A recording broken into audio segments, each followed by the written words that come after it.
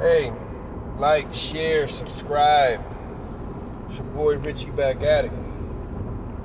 We are here to talk about the I do what I want mentality. And let me explain something to you on what this is. This is a philosophy that's not brand new. It's actually very old. This is called being a damn man. I would always try to be nice growing up. I always try to give people the benefit of the doubt. I always try to play the peacemaker, the mediator.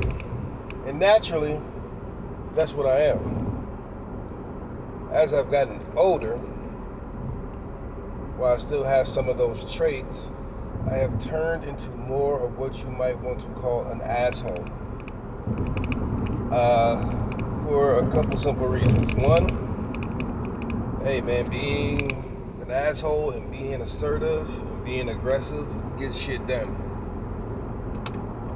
There's a way to do it, but my motives are always to get stuff done, to accomplish goals. I'm not playing any games. If I see something I like, I get it. I work hard as I can to get it. If I gotta take it, I take it. I don't take any hostages. I say it every time. When I go to work, I eat what I kill. My aggressive mindset has taken over my being the older I've gotten. And I think for most men, that is the way. In a society that tries to neuter us, to try to cut the testosterone out of us, they call it toxic masculinity. I call it being your natural self. I'm not always gonna, smile and kiss babies. Sometimes I don't want to be bothered. I love my daughters. I love the women in my life, but to women out in the world, sometimes I'm not the nicest guy. I don't have time for that. I don't have time for the nagging, and I don't have time trying to be a people pleaser. Every relationship I had where I tried to please a woman 100% of the time, I lost her 100% of the time. So after a couple of heartbreaks and going through professional life, being disappointed, I don't hang around in areas where I'm not wanted or needed. I make it known what I do deserve in those situations, and if I don't get them, I'm out. I will move on. I have moved on faster in these last 2 years than I ever have in my life. And I always said this one thing about myself, and it became a self-fulfilling prophecy. I wish I never said it, but it's like after I tell a woman I love her, it's all downhill from there. And that's a sad, sad, sad state of affairs, man. But I don't want to call it simping. Man, I would try to, really be the kind of guy I would want my daughters to date. I would be nice, pick up the tabs, open the door, hang up the TV on the wall, fix stuff. I really tried this with 2 different females in my life. And let me tell you, I was brutally unsuccessful doing so. I caught more flies with shit. I don't know why it's that way, but like the worse and more arrogant my attitude got, the more I was chased. And it's beyond me why things are this way. But it is the honest to God truth. In my life, it's a fact for me. It may or may not be a fact for you. So, after going through these litmus tests over the course of several years in my life, I realized the seat I have to sit in to get what I need to get. And that is the chair of the jerk. That's where I gotta sit. I'm getting more results with that. Be nice for what? I don't have time. I'm a middle-aged guy now. I have to get what I need out of life now. I don't have too many tomorrows. So we're gonna put it all out there. We're gonna risk it all. And I see why when I was younger, I would look at older people and they would just say whatever they felt. Ain't nobody got time to be pussyfooting around trying to make everybody else happy. Being a people pleaser will leave yourself miserable. So I turned up the volume on the asshole. Excuse my friends. I turned up the volume on that.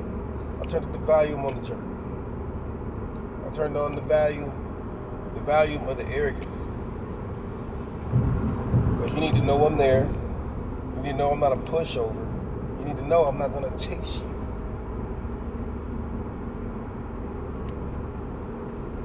I mean, I just had a job change, and they were treating me well, doing good.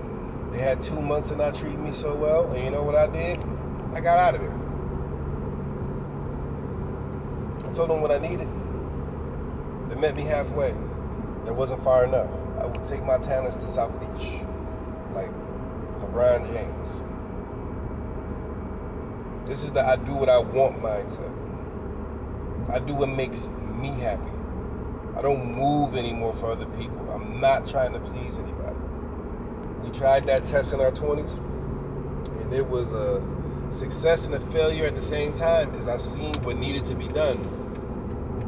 Now, once you realize what needs to be done, you do this test in your own life and see what gets you more results. Don't be shook of the person you have to become. You have to become a different kind of monster. You have to become the person that you were meant to be. When you realize, when you come to that fork in the road, I either want this life or I want that life. I want a life of abundance and happiness, or I want a life of chasing my tail. Maybe it's different for some people. Maybe some people can be nice all the time and still get what they want, you know? Like my sister's that way. But she's no pushover. But let me tell you something. In my life, in my experience, me being nice has not gotten me far.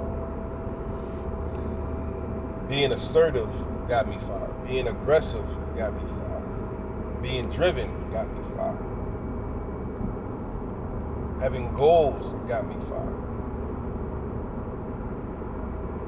Oh, yes, sir, I could do this for you, sir. Yes, I could do this for you, sir.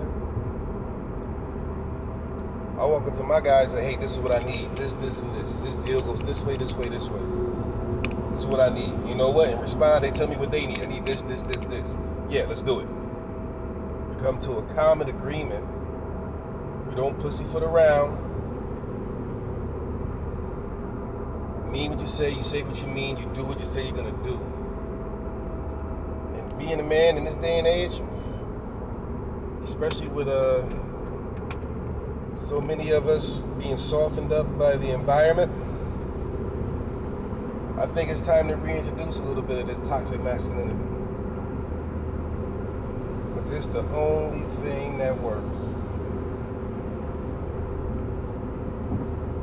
I can't sugarcoat this for you. You gotta get this truth how I'm giving it to you. That's the only way it's gonna work.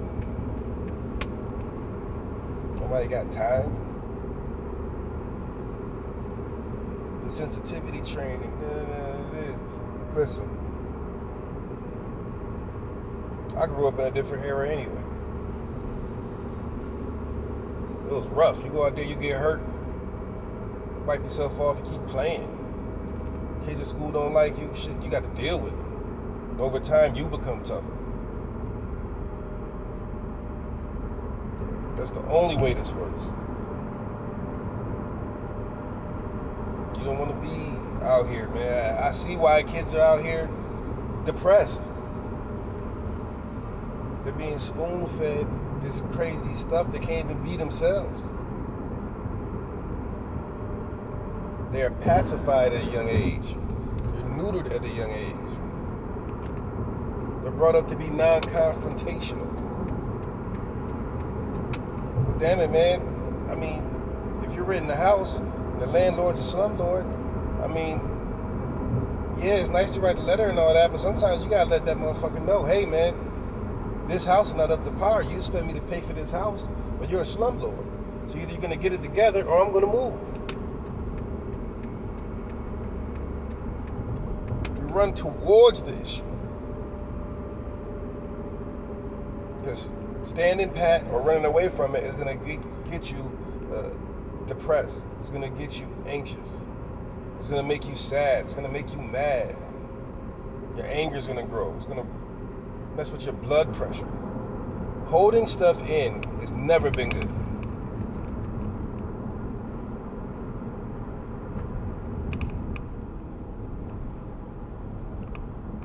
Now, the only caveat to that is that you have to measure your response. I'm not saying you got to yell and thump your chest and hit somebody every time, but you have to make your intentions clear. You have to be clear. No doubt about it. You have to be clear. That's how it has to go. You have to be firm. God's honest truth. Be you. You know, don't buffer your responses. Be honest in your responses. Measure them. And keep those words the same. You know, my last job, I was getting in arguments with the vice president of the company. He said something to me that I didn't like, told me to get out of his office. I took a seat.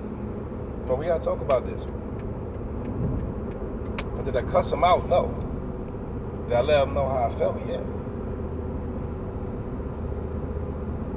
When we got to that crossroads in our relationship, I figured it would be time for me to go.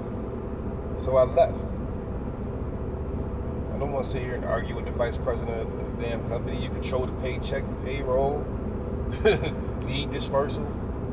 Yeah, this is not for me, but you're going to know how I felt about it, and you're going to know the reason why I left. You're the reason why I left.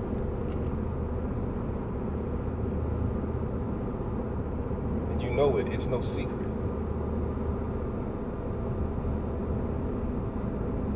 People don't leave jobs. People leave management. Money was fine. I had no reason to go. But we're going to have some kind of respect around it.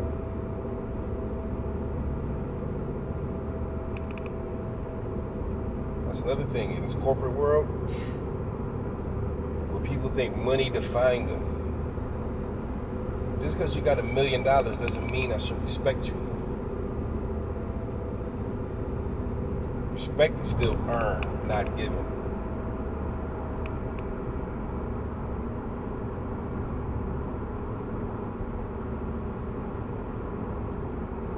And that's the God's honest truth. We're living in a day and age where people actually respect your value more if you make more money, as opposed to what you say. We respect the dollar now. That's become the gold standard for how a person is valued, the dollar. Because you might be into some secret or something that person doesn't know, and they want to learn from you, sit under the learning tree. But you treat people like dicks. Huh? No. It doesn't matter what position that person holds at that job. Respect should be reciprocated. It's not a one-way street. If you're working for somebody that doesn't respect you and they treat you any kind of way, you kissing their ass 1,000,000 times a day is not going to change the outcome in that relationship. And in fact, it will get worse. So if you keep putting up with it, they'll keep doing it, and they'll turn up the volume on their asshole. Their level of asshole will go up because they figure they can get away with it. No, you nip that in the bud right away. Who in the hell are you talking to? This goes for relationships, family members, all of that. If you're not my parents, you're not raising me, paying for where I live, putting the roof over my head, putting food in my stomach, the hell I gotta listen to you for? Don't become a slave to a paycheck, or a slave to some pussy, or a slave to some dick. Because you're just being weak in the moment. Be stronger. The do what I want mentality.